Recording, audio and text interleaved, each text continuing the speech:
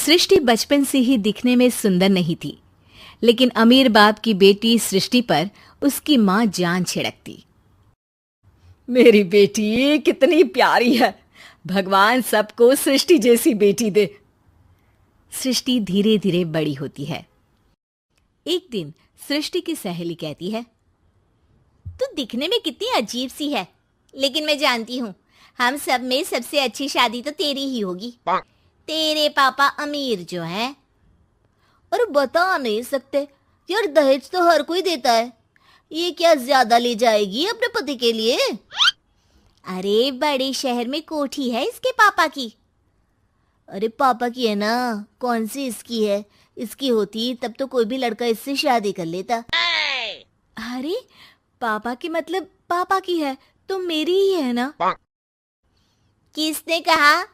अब तेरी तो तब होगी ना जब तेरा भाई ना हो।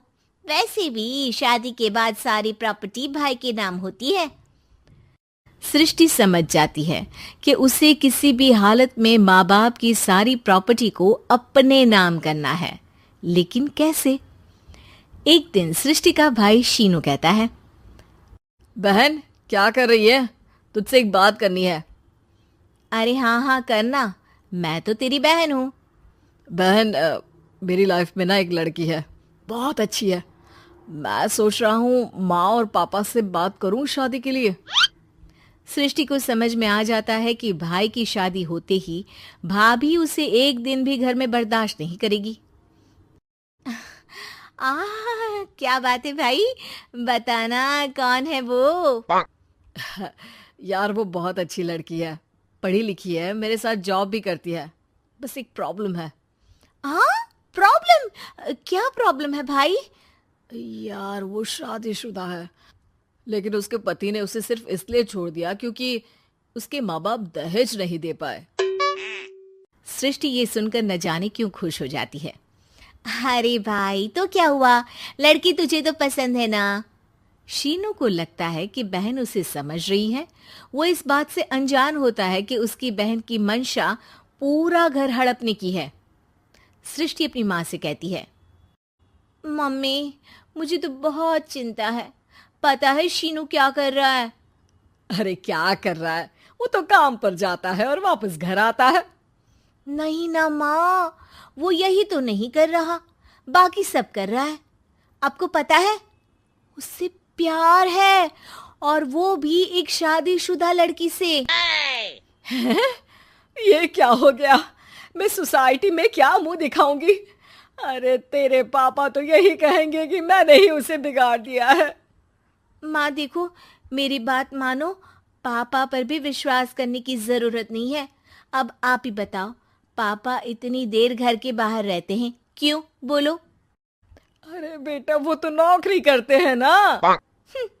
तू बहुत भोली है माँ, पापा का ऑफिस तो 7 बजे खत्म हो जाता है, लेकिन देखो कितनी देर से आते हैं। अरे नहीं नहीं बेटा, ऐसी कोई बात नहीं है। सृष्टि माँ को एक औरत से बात करते पिता की फोटो दिखाती है। देखो माँ कैसे हैं पापा, मैं ना कहती थी कि पापा सही नहीं है। मैं तेरे पापा से बात करूंगी, दे फोटो मुझे। ओ माँ, वो तो डिलीट हो गई। लेकिन चल, तूने तो देख लिया ना, पापा से बाद में बात कर लेना, और हाँ मेरा नाम बिल्कुल मत लेना। हाँ माँ। अब क्या था, सृष्टि के माँ और पिता के बीच झगड़ा होना शुरू हो जाता है। सृष्टि के मन में क्या चल रहा था कोई नहीं जानता था। एक दिन, माँ सृष्टि के लिए एक लड़का देखा है, वो लोग शाम को उसे देखने आने वाले हैं। और हाँ माँ, एक खुशखबरी, मैं और पापा मिलकर एक नया बिजनेस ट्राई कर रहे हैं। शाम को लड़का आता है, सांवले रंग का। सृष्टि को तो बिल्कुल भी पसंद नहीं आता। लड़की की माँ कहती है, लड़की का चेहरा तो कोई खास नहीं, लेकिन अगर मेरे बेटे को आप लोग सेटल कर दें तो मैं उसकी शादी आपकी बेटी से करवा दूं। सृष्टि को लड़का बिल्कुल पसंद नहीं था। उसे भाई पर गुस्सा आ जाता है। लड़के वालों के जाने के बाद कहती है, माँ देखा शीनू मेरे लिए कैसा लड़का लेकर आया, न दिखाने लायक न सुनने लायक, सेटल भी नहीं, वो भी हम करे। अरे माँ, मैं जानती हूँ ये मेरी शादी किसी भी घर में क्यों करवाना चाहता है। अरे कैसी बात कर रही है बहन? तूने तो देखा ना, लड़के को मैंने ही मना कर दिया तुझसे शादी के लिए। जिसने लड़का बताया था उसने उसकी बहुत तारीफ की थी। बात आई गई हो जाती है, लेकिन सृष्टि का मन शांत नहीं होता। क्या करूं, कुछ समझ में नहीं आ रहा। मेरी शादी हो गई तो ये लोग पूरी प्रॉपर्टी शीनू के नाम कर देंगे, मेरे हाथ तो कुछ लगेगा ही नहीं। तभी सृष्टि को आइडिया आता है। वो किसी वकील को फोन करती है।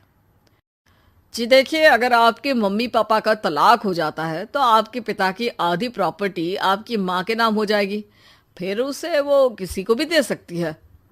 सृष्टि अब माँ को बेटे के खिलाफ भरती है। माँ, शीनू पर नजर रखा करो, वो जिस लड़की के प्यार में है ना वो शादीशुदा है। यहाँ आएगी, सारा पैसा रुपया जमीन जायदाद सब हड़प लेगी। पापा का भी हाल तुमसे छुपा नहीं है। ऐसा ना हो कि मैं और आप एक दिन सड़क पर भीख मांगे। हे भगवान, मैं तो जीते जी मर जाऊंगी अगर ऐसा हो गया तो।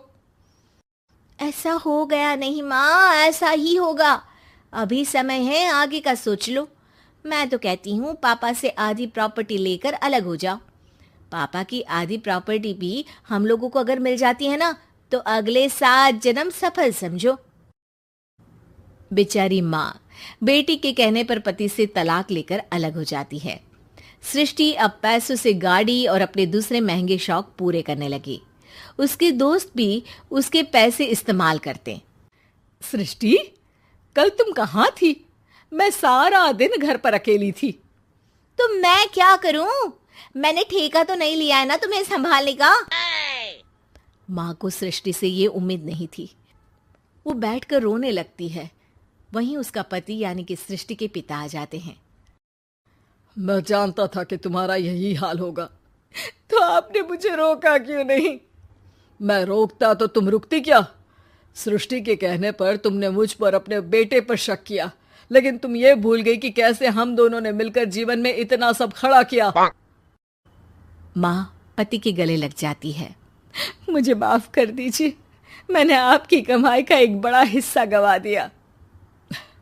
कोई बात नहीं, तुम साथ हो तो मैं ऐसी 7 प्रॉपर्टी खड़ी कर दूंगा। तभी वहां सृष्टि आ जाती है रोते हुए। माँ, मयंक ने मुझे छोड़ दिया। वो बोल रहा था जब तक मेरे पास पैसे थे तब तक ही वो मेरे साथ था। पापा, माँ, मुझे माफ कर दीजिए।